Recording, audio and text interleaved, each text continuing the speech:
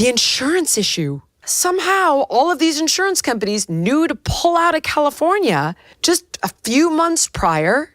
And then you've got California Fair Plan, and I don't really understand how this works. So correct me if I'm wrong. I'm under the impression that California Fair Plan doesn't allow big insurers to charge what they would need to charge to stay in the state. And so they're not incentivized to stay. And then the necessary mitigation elements are not done, which doesn't incentivize them to stay.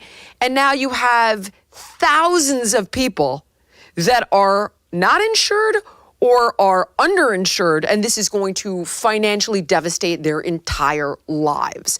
Do you have any thoughts on why this is happening or what could be done to fix something like that? Yeah, I mean, look, at a first principle level, you do want free markets in terms of insurance because you don't want to be having public subsidies for things that nobody would insure privately, because then it's going to be, you're at risk of people taking risks. It's known as moral hazard in economics.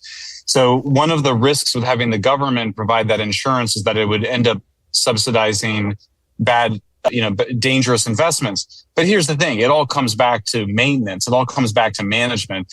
You can live in a forest. Like you can live on a cliff. You can live, look, we're an earthquake. We all thought it was going to be, we all were with the big earthquake, right? Yes. And it ended up being big fires. So, but we have done an incredible good job actually in California of preparing for earthquakes. We all, those of us who live here, we know there's a way to retrofit your house. Yes. I live on a very, very steep hillside in a slide zone, but I have a lot of confidence in the building because this is science. This is technology. We know how to make, and our house has gone through earthquakes and it's done really well, even though it was built 100 years ago.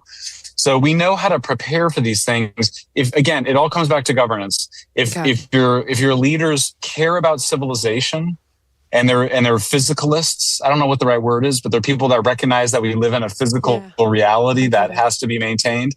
Then there's no reason why you couldn't maintain the area around electrical wires or bury them, in places that you need to, because it would be too expensive to do statewide. Right. But you can maintain that. You have fire crews. It's so funny because it's like, they're like, oh, well, do we have all the people for this? It's like, look, we got a lot of young men just sitting playing video games in their mom's basement. Like they would do really well to be, on fire crews, doing, for risk of being politically incorrect, doing some masculine work, getting out there and doing work. But there's, look, that's the work of living in California. California's a premium state.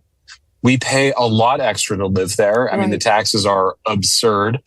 And so, we pay to maintain it. Like we all pay a lot more money to live in California, but we're not getting the services in return because we've just elected people who have sold us certain fantasies around ESG and DEI and trans and homelessness and climate apocalypse.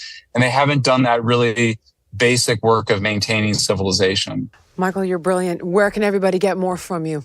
Public.news is our website and Substack, and you can find me at Schellenberger on X. Thank you so much. And to everybody watching, Michael will weaponize you with the information you get. I learn everything from you and Anna, and I can't